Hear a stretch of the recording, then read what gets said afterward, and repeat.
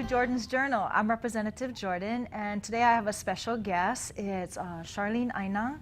She's a Deputy Attorney General with the state of Hawaii. Aloha, Charleen. Hi. Hi. Thank you for joining me today. Thank you for asking. Yeah, I truly appreciate it. Can you kind of give me a little bit of background about who you are, how long you've been with the state, and what you do for your position? Sure. I am a Deputy Attorney General for the state of Hawaii. I've been one since 1976. Wow. So like it's about, 36 years, I think. Right now I handle things that are exciting and interesting, like the OHA settlement bill that was just signed into law by Governor Abercrombie. And actually I've worked on that project for, since around 1990, 1991. But I also have done things, I have very early in my time at the AG's office, I did work for, I represented what was then called the Department of Social Services and Housing. Oh, wow. And then I did some public utilities work, special education work for the Department of Education. And then by then it was about 1990, and I started doing more things relating to budget and finance, DAGS, accounting, and general service work, and then work for projects out of the Office of the Governor.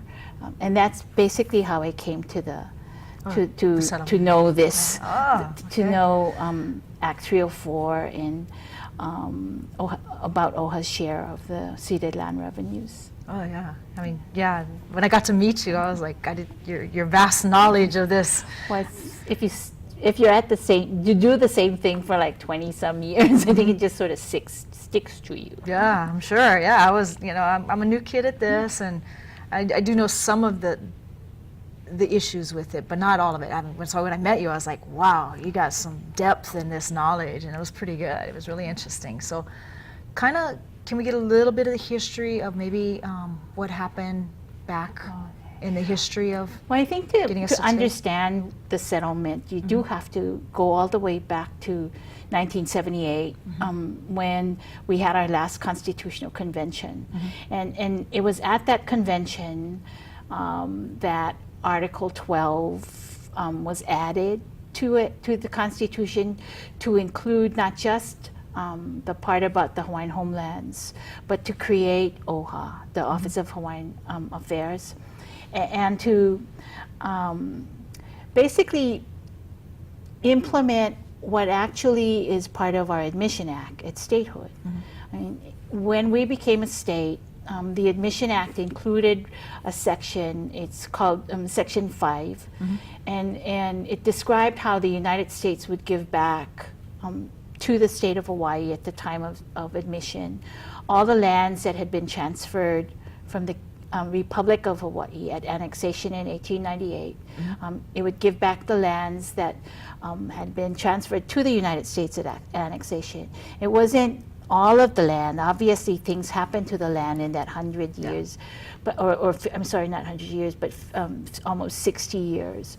But whatever was left or traceable to what had been what had been annexed to the United States from the Republic, which took the lands from the kingdom, was given back to the state.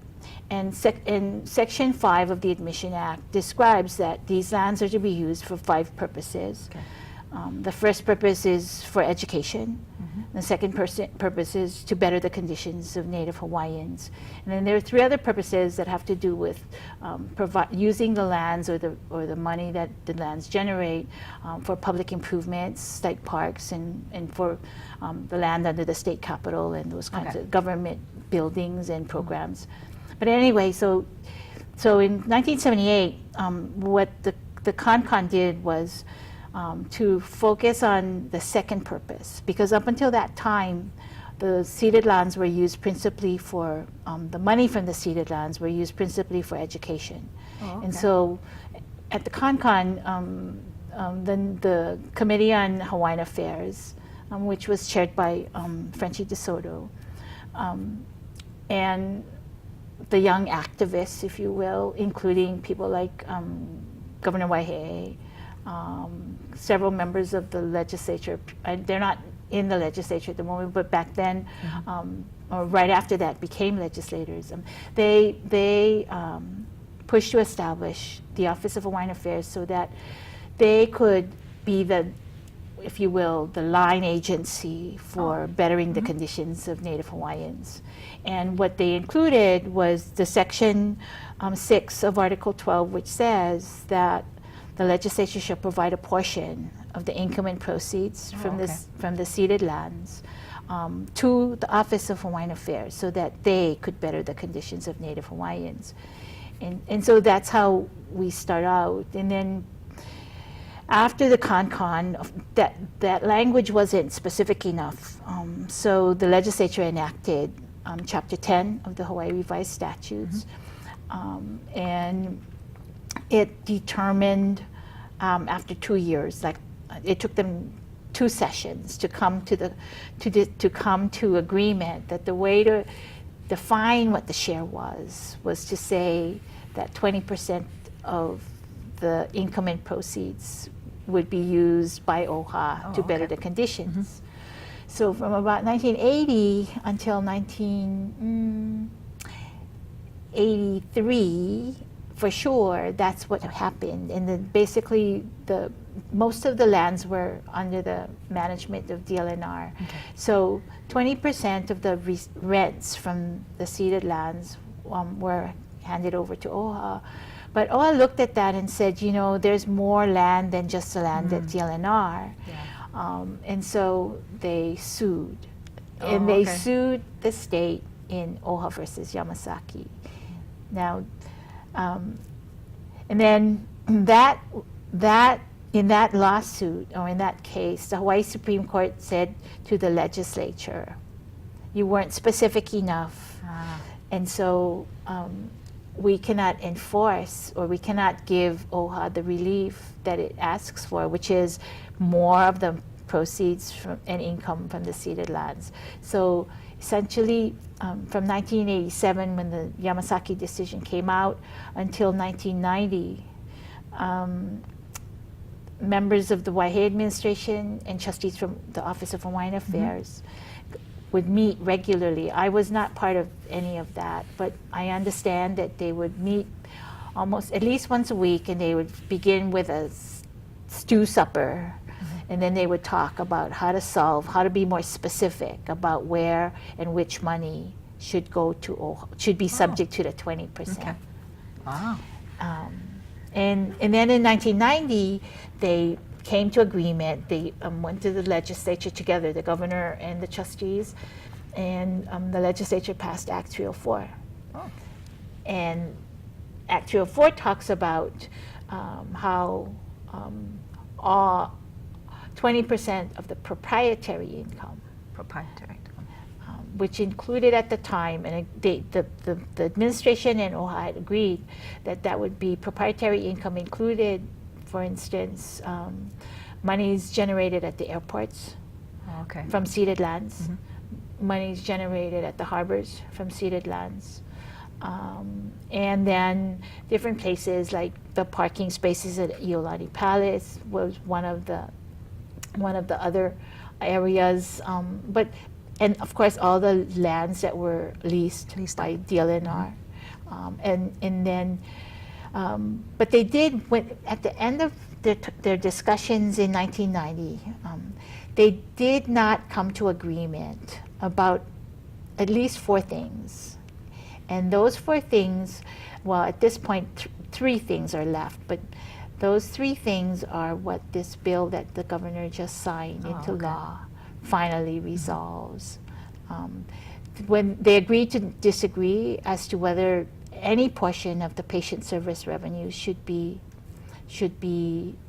subject to the 20%, and then OHA and the affordable housing and public housing monies, they also agreed to disagree as to that, and then the third item was the off-site duty-free lease rents.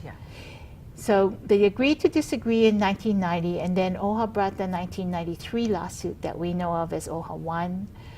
Judge Healy decided in favor of OHA in 1995, 6, Wow. somewhere around there.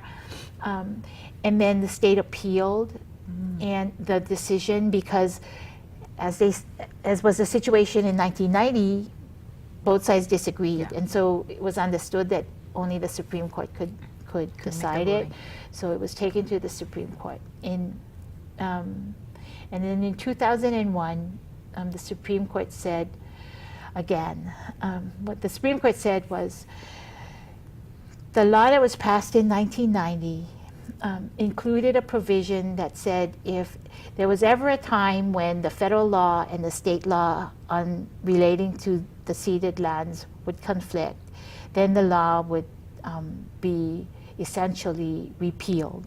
Act 304 would be repealed. And what had happened in 1997 was that the Congress had passed a law that said airport revenues, monies received at airports that receive federal funds, which is like every other airport in America. It's like we receive federal funds for our airports.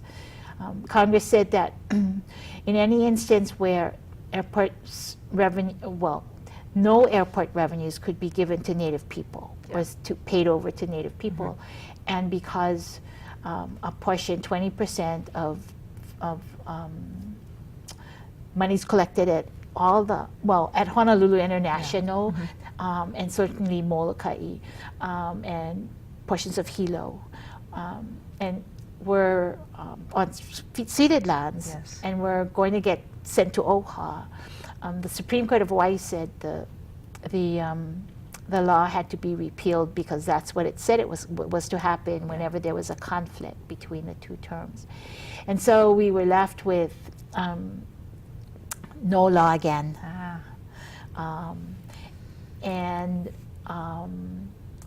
At the same time, though,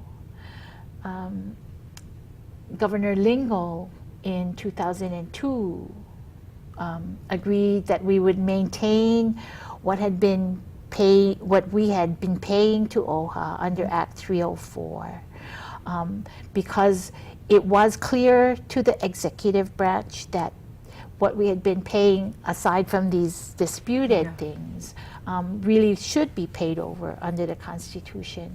But the disputed things didn't get paid over. Oh, okay. And so, again, the act that Governor Abercrombie signed the other day is supposed to represent the payment by way of land of all of the money that we disagreed about. So the unresolved. The unresolved, The three unresolved, things okay. principally. It's not that OHA believed the three claims equal 200 million. And it's not that the state believed it equaled 200 million, but it is what they agreed ought to be paid in order to resolve that specific once and for issue. all those specific issues. Because if we had continued to court, it's unclear as to how much either side would get. Okay. Okay. Or if it would have been resolved. Well, and you know, or who would win, if you will. And quite frankly, I think both sides thought that some of it one side could win, and some of it the other side could win, but nobody could win it all.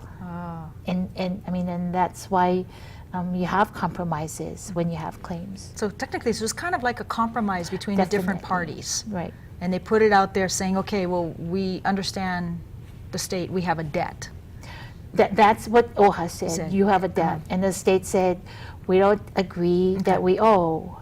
But I think each side understood that if in fact you could even bring the claim before the court, because OHA tried twice and they were shut down. So even if you could bring the claim before a court, you might not win it all. And so in 2008, you know, the Lingle administration tried to do this. They tried to do one, And that attempt was a little bit different than what we did this time around. But, and it was different in significant sense though, because I think everybody believed anyway, and whether it was true or not, I can't say, but everybody believed that that was intended to be a global settlement. Yeah. And people were concerned, Hawaiian people, the Hawaiian community in particular, was concerned that they were not settling, they were settling more than just those three things, that they wouldn't be able to make other kinds of claims. It wasn't clear to them that they wouldn't be able to, wouldn't be able to make other claims. And so this time, that in 2012, it was really important that we make it really clear that this is only about the three claims that go all the way back to Act 304 in 1990. 1990, yes. But actually it goes all the way back to November of 1978. Okay. Because from that point forward, the legislature had to say how much money, and different OHA and the state had a different understanding of the words that the legislature used. And the court said those words are words that we can't fix. Yeah. So go back to the legislature. So I guess that's where this idea came up. Okay, well, we'll work on this settlement. Right. And then that's when they started talking about this is not a global settlement. Right. This is a settlement just to resolve the three particular And that disagreements. reassurance, I mean, our ability to convince people that this was not about everything, it was only about the three things, I think was a significant difference. And that's, I think, we like to think that's why it worked this time. Yeah, and I guess the agreement was particular parcels of land. Right. I'm sure that both sides would have been, both sides would have chosen to resolve or compromise using money, but there just isn't money in the form of cash. This has malingered Yes. for like since 1978. And so, and I guess from the governor's perspective, the Kakaako lands were, the Kakaako area was an area that the legislature had been focusing on in the last several years, that the administration thought when he came into office, he thought was an area that was up and coming.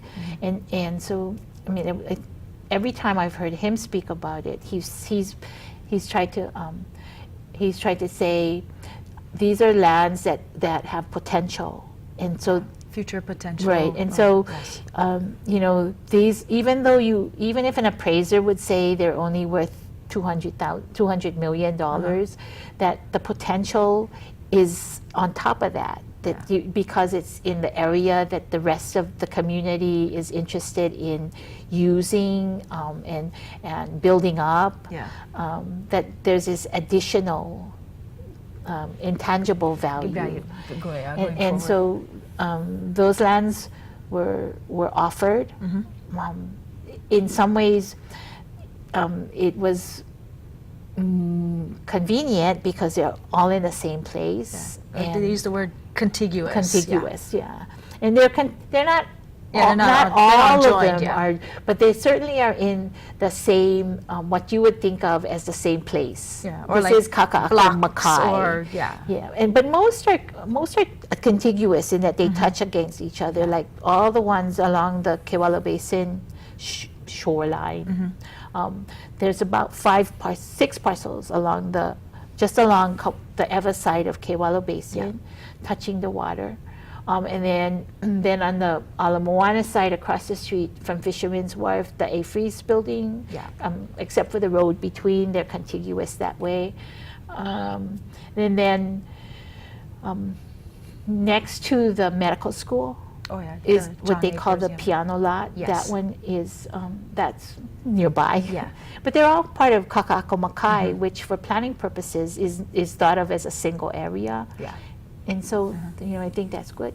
Yeah, and I know some of the discussion during the dialogue here at the legislature was some people were under this misnomer that, these lands were already under a state agency, which was HCDA, correct? So it was technically, when you're looking at this, it'll be moved over to OHA, which is another quasi-state agency. So we were offering that, and now they would become, I guess, under the rights of OHA for, I guess, developmental purposes or what their visions were. Right. Yeah.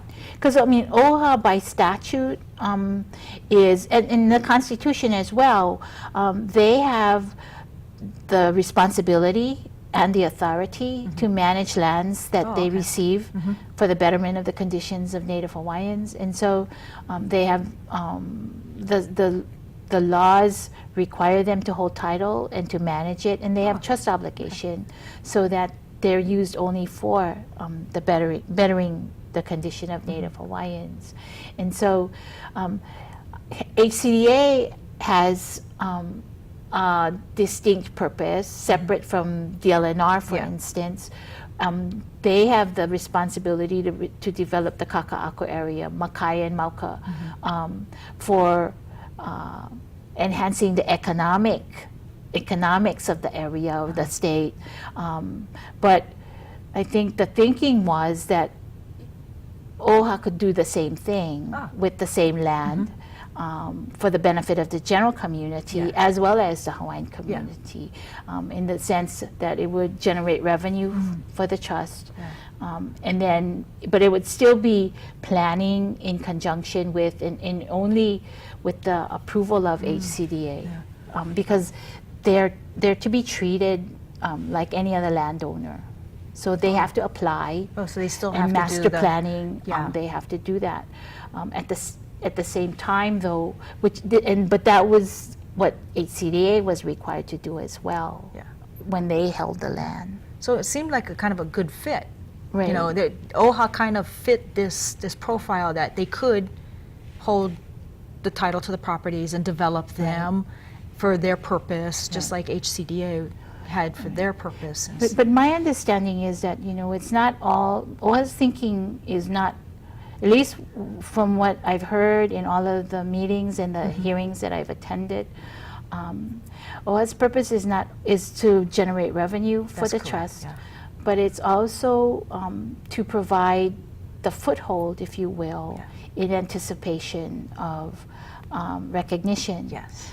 And so the sense I have certainly is, and I think everyone does in the legislature as well, is that these lands are not going to be sold. No. They're going to be held, and in the meantime, they will generate revenue, but at the same time, they could provide like the place for OHA to actually have its offices, that they would perhaps also be a center for the community, the Native Hawaiian community, even as things like the Kakaako Park, the waterfront park, serves the general community.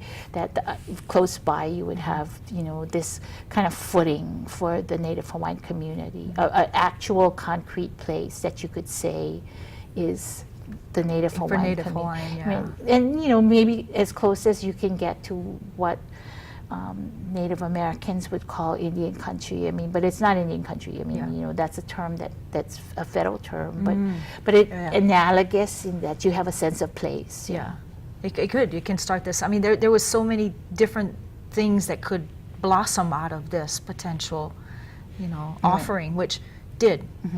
The legislation got passed, and then I think Governor signed it into Act, under Act 15, correct? And now OHA has the right to develop the properties for the purpose and the that they need to do. responsibility. And the responsibility, and what they did say in their public meetings, because I attended those, was to hold it in trust for when a nation develops. And I mean, you heard it quite clear that, you know, this could be a foothold, and they could do a lot more with these particular properties. But this, again, was only to settle those three particular, and that resolves things. That for that period, right? And well, yes, those are the only, I think both sides agreed that those are the only things left from that period. Okay. And so, and that's because, you know, in 1990, when they passed Act 304, part of the act was required the director of finance to come up with how much was owed between 78 and 91. Okay. And then they appropriated $134 million in bond funds and paid it in 1993. Oh, yeah, So yeah. that's how they said, okay, that portion is done except for these 3 things and a couple of other things. And then there was OHA 2 lawsuit, and there was another about, probably about, I think it's about 19 million more dollars got paid in Annual, 1997. And then that pretty much left us with just the 3 things. Now, going forward, because it was always hard to figure out which lands were subject to what percentage and how you would get how much OHA got, Yeah. the legislature in 2006 decided that going forward, it would look at a fixed dollar amount. We're gonna run out of time.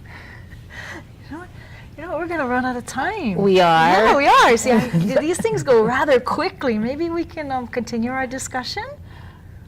We could, I You suppose. could? Yeah, you suppose. Well, maybe we can. So why don't we wrap this one up and let's. Amazing. Yeah, I didn't it think is. it was gonna go We this quickly. can. Okay, so maybe stay tuned for part 2, and we will finish this up with Deputy Attorney General Charleen Aina. So I want to thank you, and we are going to finish this up. Aloha. Thank you for joining me, Representative Joe Jordan, on Jordan's Journal.